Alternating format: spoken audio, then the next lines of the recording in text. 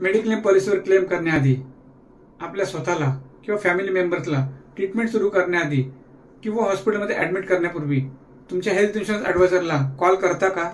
नाही ना?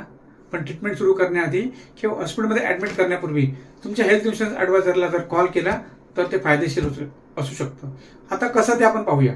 कित्येकदा असं होतं की तुम्ही ज्या हॉस्पिटलमध्ये जाणार आहात ते हॉस्पिटल इन्शुरन्स कंपनीच्या ब्लॅक लिस्टेड किंवा एक्सक्लुडेड प्रोव्हायडरमध्ये असू शकतं. जर तुम्ही ब्लॅक लिस्टेड किंवा एक्सक्लुडेड प्रोव्हायडर हॉस्पिटलमध्ये ट्रीटमेंट घेतली किंवा ॲडमिट झाला तर तुम्हाला इन्शुरन्स कंपनी क्लेम देत नाही, तुमचा क्लेम रिजेक्ट करतं.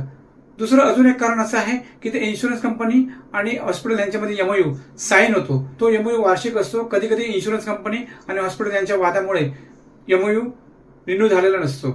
त्यामुळे नेटवर्क हॉस्पिटलमध्ये कॅशलेसमध्ये तुम्हाला सुविधा मिळू शकत नाही. त्यामुळे मी तुम्हाला विनंती करतो, तुम्हाला किंवा तुमच्या ओळखीपैकी किंवा तुमच्या घरातील फॅमिली मेंबर्सला ॲडमिट करण्यापूर्वी हेल्थ इन्शुरन्स ॲडवायझरला कॉल केला तर ते हॉस्पिटल ब्लॅकलिस्टमध्ये तर नाही ना? हॉस्पिटल आणि इन्शुरन्स कंपनीमध्ये एमओयू रिन्युअल न केल्यामुळे हॉस्पिटलमध्ये नेटवर्कमध्ये वगळलेलं तर नाही ना?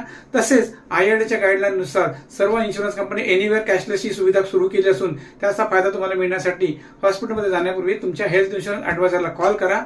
ते तुम्हाला अधिक चांगली सेवा देऊ शकतील. मी पुन्हा आपल्याला एक विनंती करतो की हॉस्पिटलमध्ये ॲडमिट होण्यापूर्वी तुमच्या हेल्थ इन्शुरन्स ॲडवायझरला कॉल केला तर ते तुम्हाला जलद आणि चांगल्या प्रकारे क्लेम सेटल होण्यासाठी नक्कीच मदत करतील. धन्यवाद.